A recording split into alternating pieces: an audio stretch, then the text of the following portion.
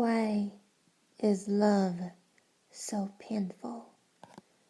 Love is painful because it creates the way for bliss.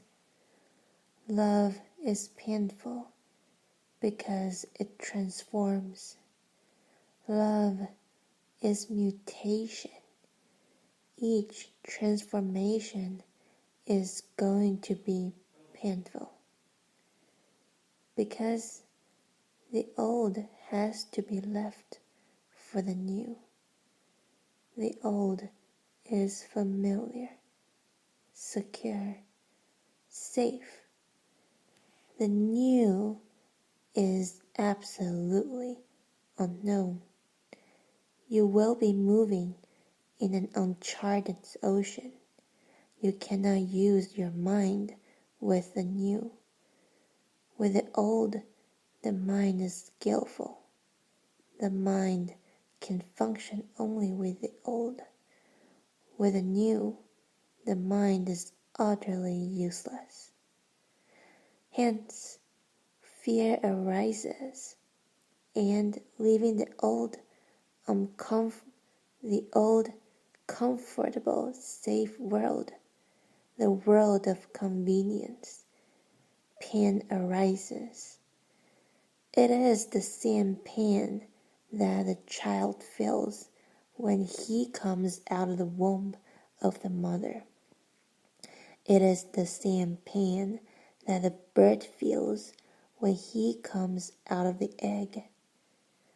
It is the same pain that the bird will feel when he will try for the first time to be on the wing. The fear of the unknown and the security of the known, the insecurity of the unknown, the unpredictability of the unknown makes one very much frightened. And because the transformation is going to be from the self towards the state of non-self, agony is very deep. But you cannot have ecstasy without going through agony. If the gold wants to be purified, it has to pass through fire. Love is fire. It is because of the pain of love that millions of people live a loveless life. They too suffer, and their suffering is futile. To suffer in love is not to suffer in vain. To suffer in love is creative. It takes you to higher levels of consciousness. To suffer without love is utterly a waste. It leads you nowhere. It gives you moving in the same vicious cycle. The man who is without love is narcissistic. He is closed. He knows only himself. And how much can he know himself if he has not known the other? Because only the other can function as a mirror. You will never know yourself without knowing the other. Love is very fundamental for self-knowledge too. The person who has not known the other in deep love, in intense passion, in utter ecstasy, will not be able to know who he is, because he will not have the mirror to see his own reflection. Relationship is a mirror, and the purer the love is, the higher the love is.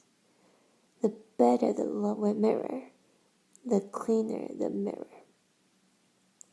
But the higher love needs you to be open. The higher love needs you to be vulnerable. You have to drop your armor.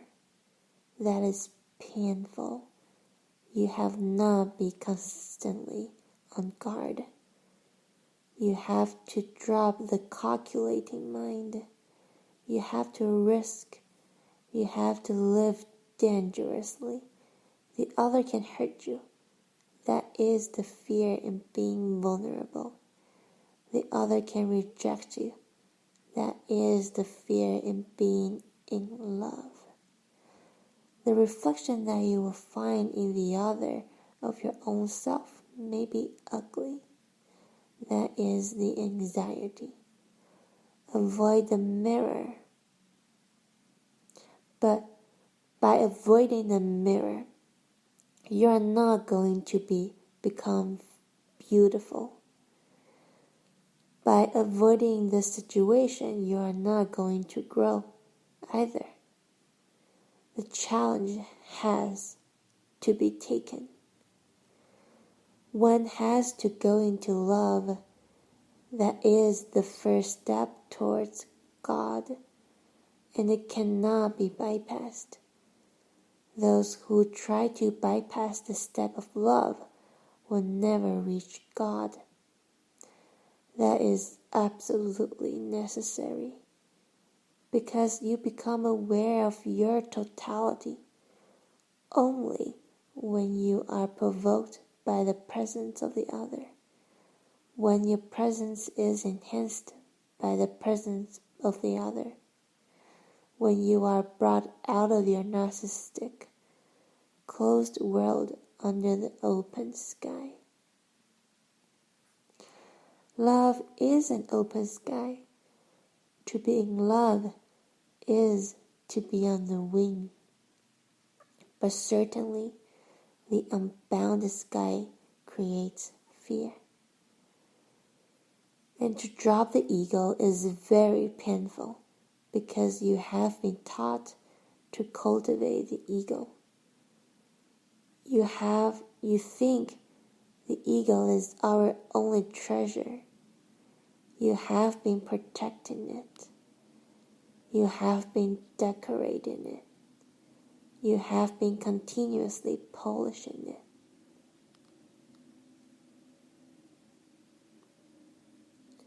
And when love knocks on the door, all that is needed to fall in love is to put aside the ego. Certainly, it is painful. It is your whole life's work. It is all that you have created.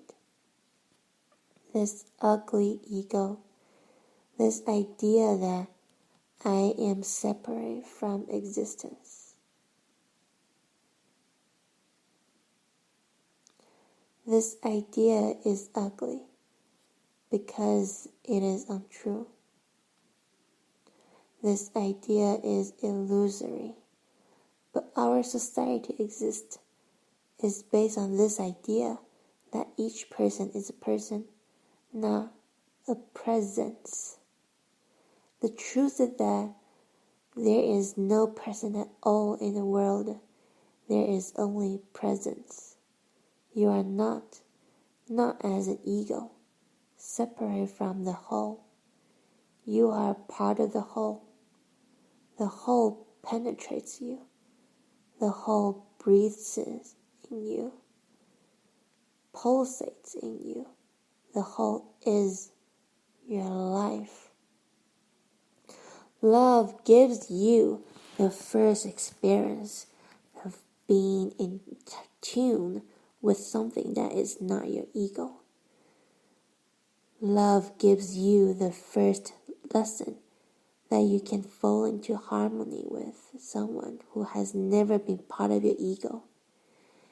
If you can be in harmony with a woman, if you can be in harmony with a friend, with a man, if you can be in harmony with a child or with your mother, why can't you be in harmony with all human beings? And if to be in harmony with a single person gives such joy, what will be the outcome if you are in harmony with all human beings? And if you can be in harmony with all human beings, Why can't you be in harmony with animals and birds and trees? Then one step leads to another. Love is a ladder. It starts with one person and ends with the totality. Love is the beginning. God is the end. To be afraid of love, to be afraid of the growing pains of love, is to remain enclosed in a dark cell. Modern man is living in a dark cell. It is narcissistic. It is narcissistic. Narcissism is the greatest obsession of the modern mind. And then there are problems which are meaningless. There are problems that are creative because they lead you to a higher awareness. There are problems that lead you to nowhere. They simply keep you tethered. They simply keep you in your old mess. Love creates problems. You can avoid those problems by avoiding love, but they are very essential problems. They have to be faced, encountered. They have to be lived and gone through and gone beyond. And to go beyond, the way is through. Love is the only real thing worth doing. All else is secondary. If it helps love, it is good. All else is just a means. Love is the end. So, whatsoever the pain, go into love. If you don't go into love, so many people have decided, then you are stuck with yourself. When you don't go into love, then your life is not a pilgrimage. Then your life is not a river going to an ocean. Your life is a stagnant pool, dirty, and soon there will be nothing but dirt and mud. To keep cleaning, to keep it clean, one needs to keep flowing. A river remains clean because it goes on flowing. Flow is the process of remaining continuously virgin. A lover remains a virgin. All lovers are virgin. The people who don't love cannot remain virgin. They become dormant, stagnant. They start stinking sooner or later. The sooner rather than later, because they have nowhere to go. Their life is dead. That's where modern man finds himself. And because of this, all kinds of neuroses, all kinds of madnesses have become rampant. Psychological illness has taken epidemic proportions. It is no longer that a few individuals are psychologically ill. The reality is the whole earth has become a madhouse. The whole of humanity is suffering from a kind of neurosis. And that neurosis is coming from our narcissistic stagnancy. Everyone is stuck with their own illusion of having a separate self. Then people go mad. And this madness is meaningless, unproductive, uncreative. If people start to commit suicide, those suicides are also unproductive, uncreative. You may not commit suicide by taking poison or jumping from a cliff or by shooting yourself, but you can commit suicide, which is in a very slow process. And that's what happens. Very few people commit suicide suddenly.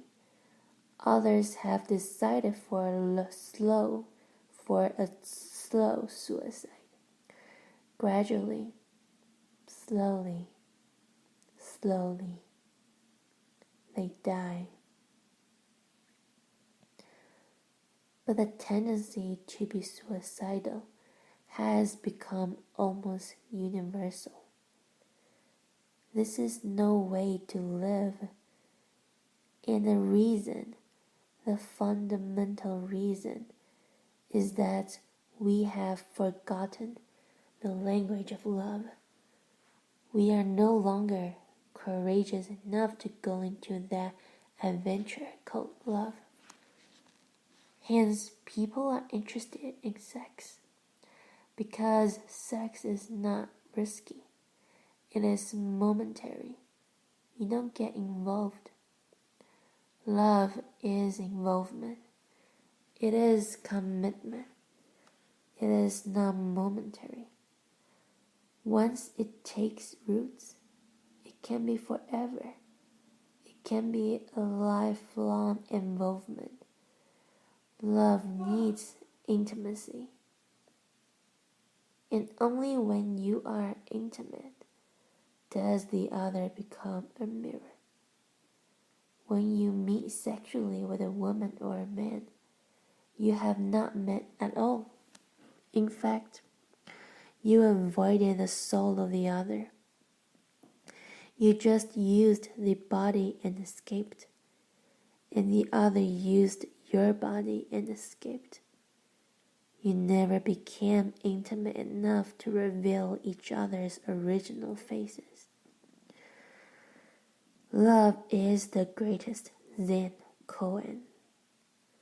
It is painful, but don't avoid it. If you avoid it, you have avoided the greatest opportunity to grow. Go into it. Suffer love, because through the suffering comes great ecstasy. Yes, there is agony. But out of the agony, ecstasy is born. Yes, you will have to die as an ego. But if you can die as an ego, you will be born as God, as a Buddha. And love will give you the first tongue-tip taste of Tao, of Sufism, of Zen. Love will give you the first proof that life is not meaningless. The people who say life is meaningless are the people who have not known love. All that they are saying is that their life has missed love. Let there be pain. Let there be suffer. Go through the dark night and you will reach a beautiful sunrise. It is only in the womb of the dark night that the sun evolves. It is only through the dark night that the morning comes. My whole approach is that of love. I teach love, and only love and nothing else. You can't forget about God. That is just an empty word. You can't forget about prayers, because they are only rituals imposed by others on you. Love is the natural prayer, not imposed by anybody. You are born with it. Love is the true God, not the God of theologians, but the God of Buddha, Jesus, Muhammad, and the God of Sufis. Love is a device, a method to kill you as a separate individual and to help you become the infinite. Disappear as a dewdrop and become the ocean, but you will have to pass through the door of love. And certainly, when one starts disappearing like a dewdrop, and one has lived long as a dewdrop, it hurts, because one has been thinking, I am this, and now this is going. I am dying. You are not dying, but only an illusion is dying. You have become identified with the illusion. True, but the illusion is still an illusion. And only when the illusion is gone will you be able to see who you are. And that revelation brings you the ultimate peak of joy, bliss, celebration.